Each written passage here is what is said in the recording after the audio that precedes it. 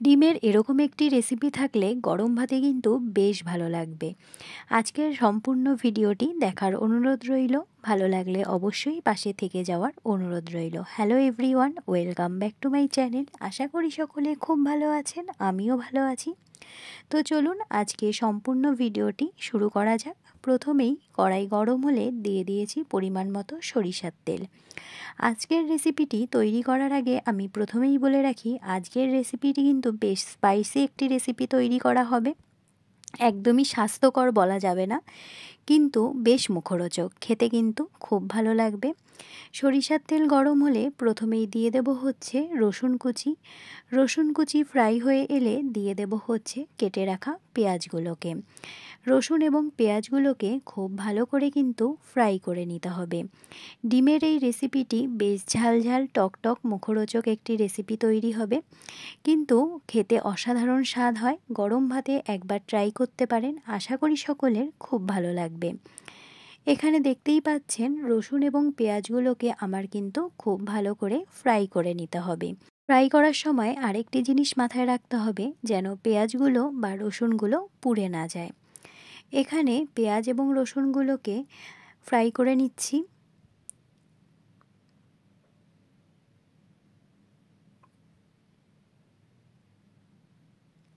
তেলের পরিমাণটা দেখতেই পেয়েছেন, একটু বেশিই দিয়েছি। আর যেহেতু আমি একার জন্য তৈরি করছি, তাই আমি একটি ডিম ব্যবহার করেছি।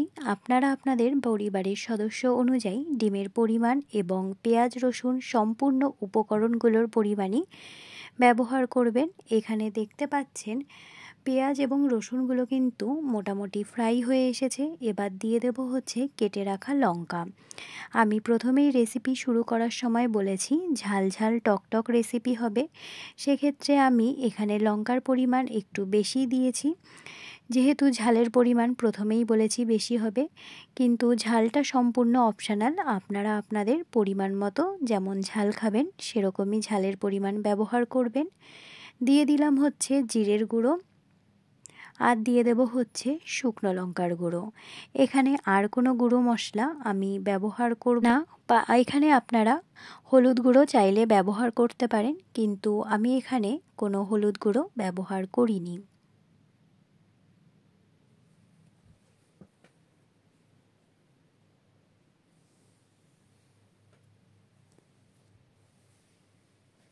দেখতেই পাচ্ছেন লঙ্কার গুঁড়ো যখন ব্যবহার করেছি কালারটা কতটা সুন্দর এসেছে, বেশ লাল লাল এসেছে, দেখতেও কিন্তু বেশ ভালো লাগছে। এবার ব্যবহার করব হচ্ছে স্বাদ মতো লবণ। এবার দিয়ে দেব হচ্ছে কেটে রাখা টমেটো। আমি এখানে একটি টমেটো ব্যবহার করেছি। রেসিপি শুরু করার আগেই আমি বলেছি ঝালঝাল টকটক রেসিপি হবে, সেই জন্য টমেটোর পরিমাণও আমি কিন্তু এখানে একটু বেশিই ব্যবহার করেছি। দেখতেই পাচ্ছেন, কিন্তু টমেটোগুলো কিন্তু এরকম গোটা গোটা থাকবে না, বেশ গলে যাবে, কারণ টমেটোটা দিয়ে আমাকে কষাতে হবে মশলাটাকে। খুব ভালো করে এবার কষিয়ে নেওয়ার পালা। দেখতেই পাচ্ছেন টমেটো কিন্তু নরম হয়ে গেছে, যেহেতু আমি লবণ দিয়ে দিয়েছি। এবার মূল উপকরণগুলো বেশ ভালো করে কষিয়ে নিতে হবে। যখন মশলা থেকে তেল বেরিয়ে আসবে তখন আমি খুব সামান্য করে জল ব্যবহার করব। এই পর্যায় পর্যন্ত যে সকল বন্ধুরা আমার ভিডিওটি কন্টিনিউ করছেন কিন্তু একটি লাইক দিতে ভুলে গেছেন, প্লিজ একটি লাইক দিয়ে ভিডিওটি কন্টিনিউ করবেন। আপনাদের একটি লাইক কিন্তু আমার কাছে অনেক গুরুত্বপূর্ণ।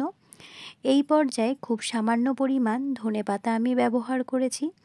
আর একটু ধনেপাতা আমি রেসিপিটি যখন সম্পূর্ণ তৈরি হয়ে যাবে নামানোর আগে ব্যবহার করব।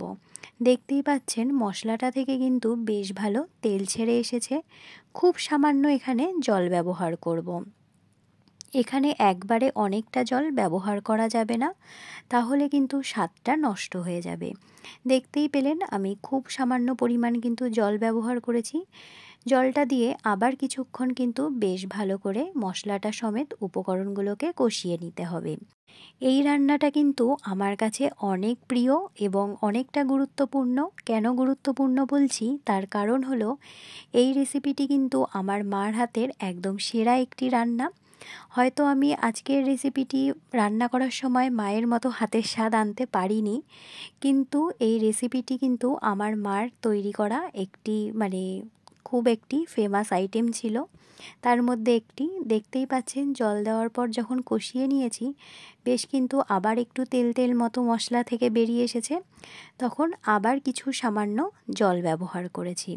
এইভাবেই কিন্তু আপনাদের রেসিপিটি তৈরি করতে হবে, একবারে কিন্তু খুব বেশি জল এখানে ব্যবহার করা যাবে না। এবার আবার জল সমেত মশলাটা এবং উপকরণগুলোকে কষতে দিতে হবে। একদমই ঝোলঝোল রেসিপিটি তৈরি হবে না, গা মাখা তৈরি হবে। ডিমের ঝাল ঝাল টকটক একটি চচ্চড়ি, খেতে কিন্তু বেশ ভালো লাগবে। মশলাটা যখন কষে এসেছে তখন এবার সেদ্ধ করা ডিমটা আমি দিয়ে দেব।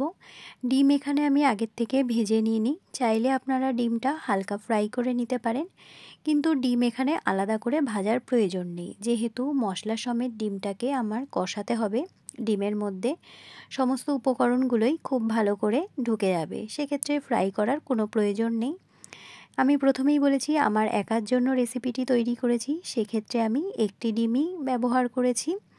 দেখতেই পাচ্ছেন ডিমটা দেওয়ার পর বেশ ভালো করে কিন্তু আমার মশলা সমেত উপকরণগুলোকে কষতে দিতে হবে, কারণ হচ্ছে ডিমের ভেতরে যেন সমস্ত উপকরণগুলো খুব ভালো করে ঢুকে যায়, না হলে ডিমটা খেতে একদমই ভালো লাগবে না। এই পর্যায়ে খুব ভালো করে কিন্তু মশলা সমেত কষিয়ে নিতে হবে। আজকের এই ভিডিওটি আপনাদের কেমন লাগলো অবশ্যই কিন্তু কমেন্টের মাধ্যমে জানাবেন। আপনাদের কমেন্ট আমার কাছে কিন্তু অনেক গুরুত্বপূর্ণ এবং সেটি আমার কাছে পড়তে অনেক ভালো লাগে। দেখতেই পাচ্ছেন এই পর্যায়ে মশলা সমেত বেশ ভালো করে কষে এসেছে। রেসিপি প্রায় তৈরি হয়ে গেছে, নামানোর আগে আমি একটু ধনেপাতা দিয়ে দিয়েছি। আমার রেসিপি তৈরি হয়ে গেছে, এবার আমি একটি পাত্রে সার্ভ করে নেব। দেখতেই পাচ্ছেন কি সুন্দর দেখতে হয়েছে, বেশ লাল লাল, খেতেও কিন্তু বেশ সুন্দর হয়েছে। আজকের এই রেসিপিটি আপনাদের কেমন লাগলো অবশ্যই কিন্তু কমেন্টের মাধ্যমে জানাবেন। ভালো লাগলে পাশে থেকে যাওয়ার অনুরোধ রইল।